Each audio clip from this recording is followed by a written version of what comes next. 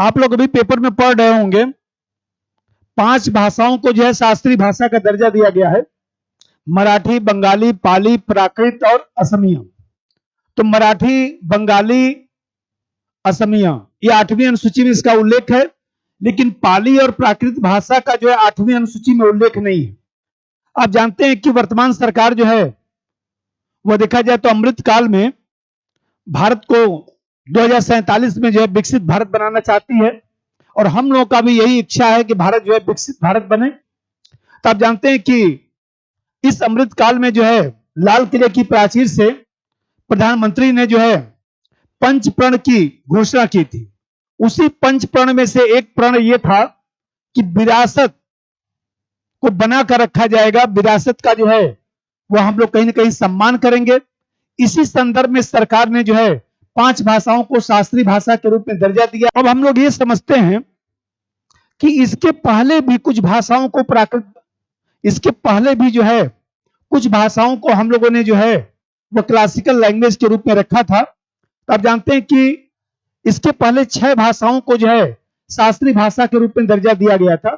2004 में जो है तमिल भाषा को, 2008 में जो है तेलुगु और कन्नड़ को, 2005 में जो है संस्कृत भाषा को दिया गया था, 2013 में जो है मलयालम को दिया गया था, और उड़ीसा को जो है 2014 में दिया गया था। और अभी आप लोग देखे होंगे कि 2024 में जो है 5 अन्य भाषाओं को दिया गया है। इस तरह से देखा जाए तो 11 भाषाओं को जो है अभी तक शास्त्रीय भाषा का दर्जा मिल चुका है। अब शास्त्रीय भाषा का जो दर्जा होता है, तो शास्त्रीय भाषा हम लोग कहते किसको है? ऐसी भाषा जिसका लंबे समय से जो है उपयोग हो रहा है, जिसका अलग से जो है साहित्य है, अलग से व्याकरण की परंपरा रही है। तो कहीं न कहीं सरकार ने 2006 में जो है शास्त्रीय भाषाओं को दर्जा देने के लिए जो है वो कुछ मानकों का प्रयोग किया, कुछ मानक बनाए गए। पहला मानक यह बनाया गया कि 1500 से 2000 वर्षों की जो दीर्घ अवधि रही है, उस दौरान जो है प्राचीन इतिहास में ऐसी भाषा जो है मौजूद रही हो। जैसे प्राकृत भाषा को लीजिए तो बौद्ध जो दर्शन है, तमाम जो किताबें हैं वो कहीं ना कहीं प्राकृत भाषा में लिखी गई हैं। तो पहला शर्त तो ये बनाया गया।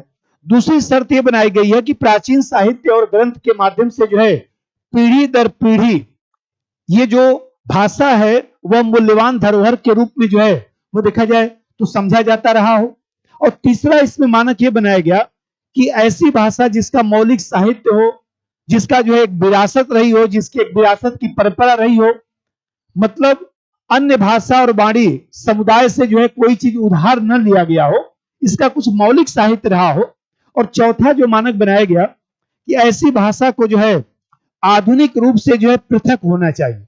इन 4 मानकों के आधार पर जो है हम लोग जो है क्लासिकल जो लैंग्वेज है, सरकार जो है क्लासिकल लैंग्वेज की घोषणा करती है, और इसके लिए कोई कानून बनाने की आवश्यकता नहीं होती है। सामान्यतः मंत्रिमंडल जो है इस पर निर्णय ले सकता है। अब हम लोग ये समझते हैं कि जो प्राकृत जो हम लोग के यहाँ जो है क्लासिकल जो लैंग्वेज बनाया गया है या क्लासिकल लैंग्वेज का जो दर्जा दिया गया है, उसका लाभ क्या होगा? तो सबसे पहला तो चीज यह है कि शिक्षा मंत्रालय जो है इन भाषाओं के उन्नयन के लिए, उत्थान के लिए जो है कार्य करेगा। जैसे संस्कृत के लिए जो है केंद्रीय विश्वविद्यालय का दर्जा दिया गया, 3 संस्कृत विद्यालयों को जो है केंद्रीय विश्वविद्यालय का दर्जा दिया गया। और आप जानते हैं कि दूसरा पहलू यह है कि ऐसी भाषाएं जिसको हम लोगों ने शास्त्रीय भाषा घोषित किया है, उसके लिए जो है सेंटर ऑफ एक्सीलेंट जो है एक बनाया जाएगा, जिसके माध्यम से उस भाषा का हम लोग विकास कर सकें। तीसरा बात यह है कि शास्त्रीय भाषा का दर्जा देने पर जो है उसके ग्रंथों का जो है अनुवाद कराया जाता है, उससे हमारी संस्कृति जो है सुदृढ़ हो सके। और चौथा बात यहां पर यह है कि भारतीय भाषा जो समिति है, जिसका गठन 2021 में किया गया था, ऐसी भाषाओं का प्रचार प्रसार करता है, अनुसंधान कार्य को बढ़ावा देता है। और इसमें एक चीज और भी है कि यदि हम लोग किसी भाषा को जो है शास्त्रीय भाषा का दर्जा देते हैं, तो विश्वविद्यालयों में अलग से जो है अध्ययन पीठ बनाया जाता है। लेकिन अब सवाल ये उठता है कि केवल शास्त्रीय भाषा का दर्जा देने से जो है वो देखा जाए तो इतिश्री नहीं हो जाएगा, बल्कि उस पर जो है सरकार को जो है राजनीतिक दृढ़ इच्छा शक्ति के साथ कार्य भी करना होगा। जैसे मैसूर भाषा संस्थान है, तो उसको जो है वो पुनर्गठित किया जाए, उसको जीवित किया जाए, जिससे जो है हम लोग की जो भाषाएं रही हों, जो प्राचीन भाषाएं रही हैं, उस पर जो अच्छा से शोध हो सके, कहीं ना कहीं उसके ग्रंथों को हम लोग समझ सकें और उसका लाभ हम लोग को मिल सके। फिर हम लोग अगले वीडियो में जो है किसी करंट के मुद्दे को जो है लेकर मिलेंगे। सभी लोगों का धन्यवाद।